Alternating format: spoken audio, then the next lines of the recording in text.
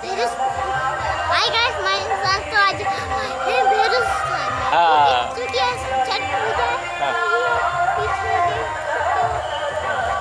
दोस्तों नमस्कार। Hi guys, my name is Subhash. तो आज मैं आगे नई ब्लॉग में आज जा रहे हैं और ये छठ घाट जो है आपको बहुत बहुत शुभकामनाएं हैं छठ की। दोस्तों हम लोग जा रहे हैं गप्पू के साथ छठ घाट पे। आज हमारी छठ घाट की ब्लॉग होगी जिसमें हम दिखाएंगे आपको छठ घाट का नज़ारा गप्पू के साथ। हाँ, और ड्रोन भी दिखाएगा ये। चलिए देखते हैं छठ घाट में क्या क्या नज़ारा है दिखती है। हाँ, यस दोस्तों, सही है ना? चलो ठीक है। दोस्तों जैसा देख पा रहे हैं अभी हम लोग हैं माँ भैरवी द्वार पे। ये एक ऐतिहासिक जगह है। झारखंड के बोकारो डिस्ट्रिक्ट में चंदनकारी प्रखंड है। गप्पू जी जा रहे हैं तो आज हम लोग इसी भैरवी बगल में छठ हो रही है। गाना सुनाई पड़ रहा होगा, छठ का गीत चल रहा है और वही नदी के किनारे हम लोग थोड़ा इधर आ गए घूमने। यहाँ पे गप्पू जी अभी माँ भैरवी द्वार पे खड़े हैं। हम लोग चलेंगे। कहाँ आए हैं? भैरव स्थान में। बताइए सबको।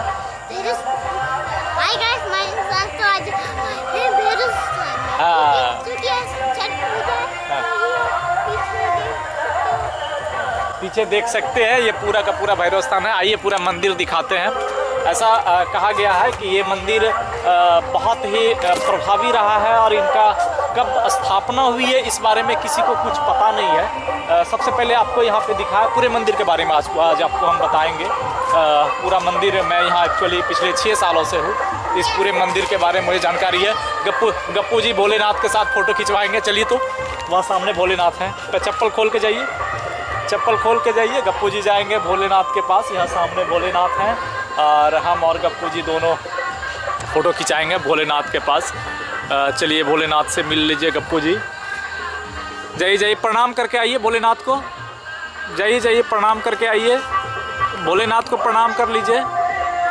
हाँ चलिए बढ़िया, मैं भी आ रहा हूँ। हाँ आ रहा हूँ। तो हम भी चलते हैं गप्पू जी के साथ भोलेनाथ से मिलने।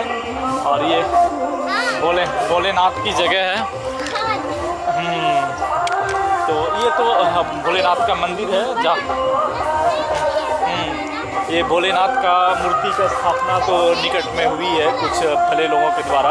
लेकिन और चलिए आपको हम दिखाते हैं मंदिर और मंदिर के बारे में बताते हैं। क्योंकि ऐसी मान्यता है यहाँ के बड़े बुजुर्गों का, या कहना है लोकोक्ति है कि महाभारत के समय का ये मंदिर है।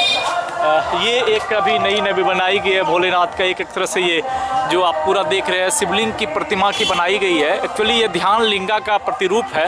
आप जानते होंगे कि हमारा जो तमिलनाडु में सदगुरु का संस्थान है वहाँ पे एक बहुत बड़ा ध्यान लिंगा है। तो यहाँ पर भी उन्हीं से प्रकृति ली गई है। उसी प्रतिकृति में ध्यान लिंगा की स्थापना भी किसी प्रबुद्ध जन ने बहुत ही मेहनत से कराया है। तो लोग यहाँ पे आते हैं, शिव का ध्यान करते हैं और शिव से अपना आदर्श जो मांगना है मांगते हैं। तो चलते हैं हम नीचे की तरफ। गप्पू आगे निकल गया। ये कुंड है। ये कुंड कहा जाता है कि महाभारत के समय कुंती जब जंगलवास में थे तो इस कुंड का पुरानी मान्यता है कि ये कुंड उसी समय से है। इसका जल कभी ख़त्म नहीं होता है। मैं थोड़ी फट गई है, मैं पढ़ नहीं पा रहा हूँ। अनादि काल विषय में है कि किंवदंतियों में एक महाभारत काल से संबंधित कहा जाता है कि अज्ञातवास के दौरान पांडव यहाँ आए थे। प्यास लगने पर अर्जुन ने धरती पर तीर मार के इस कुंड को निर्माण किया था। किंवदंती चाहे जो भी हो, पर यह तथ्य आश्चर्यजनक है कि इस पवित्र कुंड में सालों भर एक समान जल रहता है। ना तो बरसात में स्तर बढ़ता है, ना ही गर्मी के दिनों में इसका स्तर घटता है। ये सबसे विस्तृत है। इस कुंड के शीतल जल तक आश्चर्यजनक औषधियाँ भी हैं। गंगा जल की भांति इसका जल कभी खराब नहीं होता। इसके जल से स्नान कराया जाता है। वो आजीवन स्वस्थ और बीमारी पीड़ित लोग भी स्वस्थ लाभ होते हैं। और ऐसी भी मान्यता है कि इस कुंड का जल को पी लेने से आपके शरीर में, पेट में जितनी भी बीमारियां हैं वो दूर हो जाती हैं। और मैं भी पिछले 6 साल से हूँ। चाहे कितनी भी गर्मी पड़ जाए, कुछ भी हो, इस कुंड का पानी कभी समाप्त नहीं होता। हाँ थोड़ी गंदी हो जाती है, प्रकृति के साथ में बहुत सारी समस्याएं हैं। गप्पू भी आके घूम रहे हैं। हम लोग आज पूरा मंदिर दिखाएंगे। तो ये जो कुंड है ना, इसे यहाँ पे अर्जुन कुंड के नाम से जाना जाता है। ऐसी मान्यता है कि जब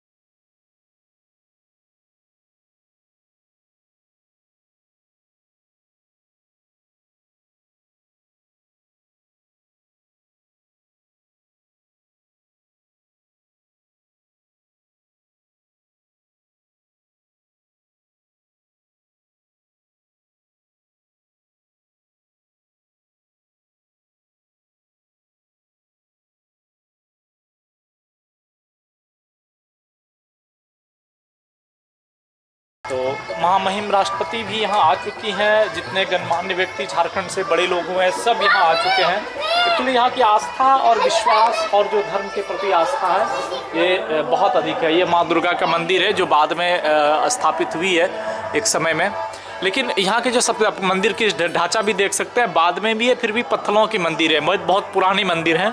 और जो सबसे मेन मंदिर है, अब मैं लेके आ रहा हूँ आपको सबसे मेन मंदिर में, जिससे ये जगह स्थापित है, बाबा भैरवनाथ।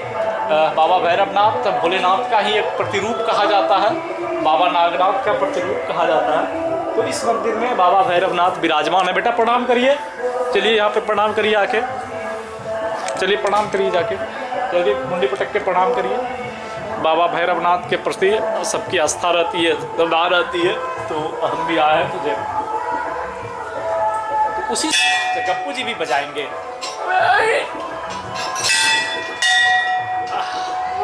हो गया, नहीं अब हो गया, चलिए। तो चलिए इधर से। तो ये आज मैं आपको एक बहुत ही पौराणिक जगह घुमाया हूँ, पौराणिक जगह दिखाया हूँ।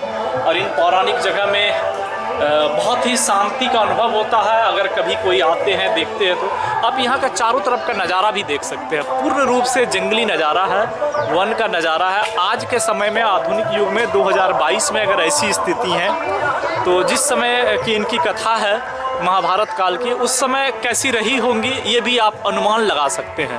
पूरा का पूरा चारों तरफ वन से आच्छादित है। और ये मेन कुंड जो है, इसी मेन भैरव कुंड की यहाँ पे महत्व है।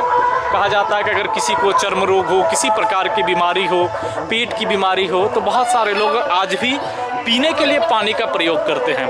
ऐसे इसके अंदर बहुत सारी मछलियाँ भी है जो यहाँ के स्थानीय प्रबुद्ध जनों ने छोड़ रखी है। आपको पूरे कैमरा में दिख पा रहा होगा।